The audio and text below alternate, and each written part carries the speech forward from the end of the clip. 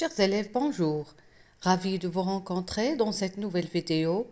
Avant de commencer l'analyse des extraits ou bien des scènes du bourgeois gentilhomme de Molière, il faut d'abord connaître le lexique du théâtre. Comme vous le savez, le théâtre n'est pas un roman. Les deux sont deux genres totalement différents. Donc, le lexique utilisé pour analyser un roman ou bien une nouvelle ou bien un texte narratif n'est pas le lexique que nous utilisons pour analyser des scènes ou bien une pièce de théâtre. Dans cette vidéo, je vous présente une liste des termes qu'on utilise dans le théâtre. Si vous êtes prêts, on commence. Premier terme de ce lexique, le dramaturge.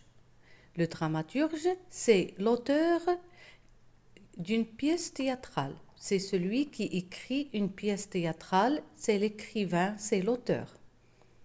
L'acte, c'est la division d'une pièce en grandes parties. On divise une pièce de théâtre en grandes parties. Ces grandes parties, on les appelle des actes. Par exemple, dans le bourgeois gentilhomme, nous avons 5 actes. La scène, c'est la division d'un acte. Elle signale l'entrée et la sortie des personnages. À l'intérieur de l'acte, il y a des scènes. Par exemple, dans le bourgeois gentilhomme, l'acte 1, il est composé de 2 scènes, la scène 1 et la scène 2. Comment je peux savoir que je passe à la scène 2? Il y a l'entrée et la sortie des personnages. Les didascalies. Les indicateurs scéniques situés avant et entre les répliques, elles informent sur le décor, le lieu, les personnages, etc. Les didascaliques, c'est un ensemble d'indicateurs que le dramaturge écrit soit entre parenthèses, soit en italique, dans le texte ou bien dans les répliques des personnages pour nous montrer ce qu'ils font ou bien pour nous montrer leurs sentiments, la décoration, leurs vêtements, leurs gestes, les choses que nous ne pouvons pas lire parce que nous lisons ou bien nous lisons la pièce de théâtre. Le dialogue, c'est un échange de paroles entre les personnages d'une pièce de théâtre. Comme nous l'avons signalé au début, que la pièce de théâtre, c'est un échange de dialogue entre les personnages. Le monologue, c'est un long discours d'un personnage seul sur scène, adressé à soi-même, comme le montre le nom mono, qui veut dire un, ou bien seul. Donc le dialogue, c'est un échange de paroles entre deux ou bien plusieurs personnages, mais le monologue, c'est un seul personnage qui parle sur scène.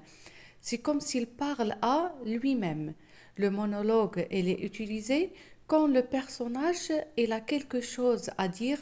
C'est comme s'il veut raconter une histoire ou bien nous parler de ses pensées et de ses sentiments. La réplique, c'est une partie de dialogue, c'est un texte dit par un personnage. Comme on a dit tout à l'heure, que le dialogue, c'est un échange de paroles entre les personnages. Ces paroles prononcées par les personnages, on les appelle des répliques. La tirade, c'est une longue réplique dite par un personnage. La tirade, c'est comme le monologue, c'est une longue réplique prononcée par un seul personnage sans qu'il soit interrompu ou bien arrêté. L'aparté, c'est une parole dite par un personnage à part, pour que les autres personnages ne l'entendent pas. Elle est adressée au public. Elle est caractérisée par à part seul.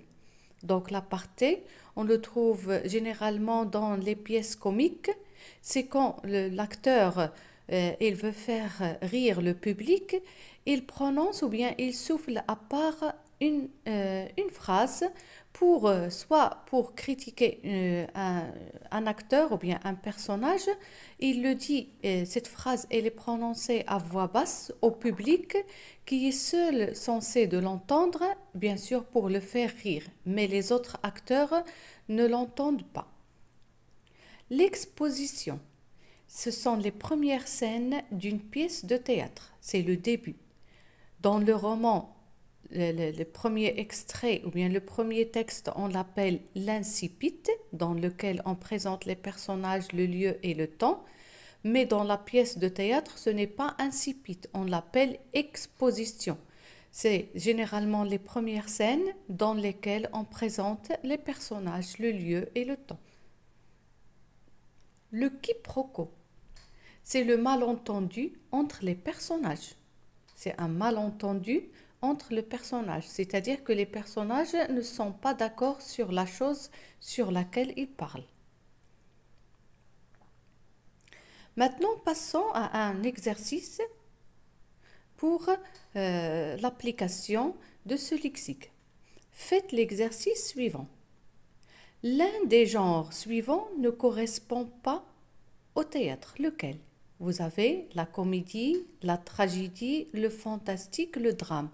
Il y a un intrus, un mot qui ne fait pas partie du théâtre. Donc lequel? Donc c'est le mot fantastique. Le contraire de comique est satirique, tragique ou bien ironique. Bien sûr, le contraire du comique est le tragique. Comment s'appelle l'histoire d'une pièce, c'est-à-dire l'ensemble des événements? Comment on appelle l'histoire d'une pièce de théâtre? Est-ce qu'on l'appelle le dénouement, ou bien l'intrigue, ou bien la réplique? On l'appelle l'intrigue. Comment s'appellent les grandes parties d'une pièce de théâtre? On les appelle les apartés, les scènes ou bien les actes. Oui, on les appelle les actes. Comment appelle-t-on le début d'une pièce de théâtre? Est-ce qu'on l'appelle l'exposition, l'incipit ou bien l'introduction? On l'appelle l'exposition. Comment appelle-t-on les paroles échangées au théâtre? Les paroles échangées au théâtre entre les personnages. On l'appelle la réplique, la tirade ou bien le ton. On l'appelle la réplique. Comment s'appelle un texte dit par un personnage à lui-même? Quand le personnage parle à lui-même et tout seul. Est-ce que c'est la réplique, la tirade ou bien le monologue? On l'appelle le monologue. Comment s'appelle un long texte dit par un seul personnage? Est-ce que c'est la réplique, la tirade ou bien le monologue? On l'appelle la tirade.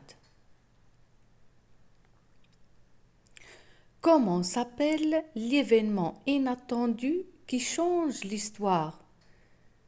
C'est-à-dire un événement qui va changer tous les événements de l'histoire. Est-ce qu'on l'appelle le coup de théâtre, le quiproquo ou bien l'intrigue? Oui, on l'appelle le coup de théâtre. Comment s'appellent les parties d'un acte? Les apartés, les scènes ou bien les actes? Oui, on les appelle les scènes. On arrive alors à la fin de cette vidéo. J'espère que ce lexique vous sera utile pour commencer l'analyse de la pièce de théâtre. Bien sûr, vous allez remarquer qu'il y a un grand changement entre le lexique utilisé dans le texte narratif, c'est-à-dire le roman ou bien la nouvelle, et entre la pièce de théâtre. On arrive alors à la fin de cette vidéo. Merci pour votre attention et à bientôt.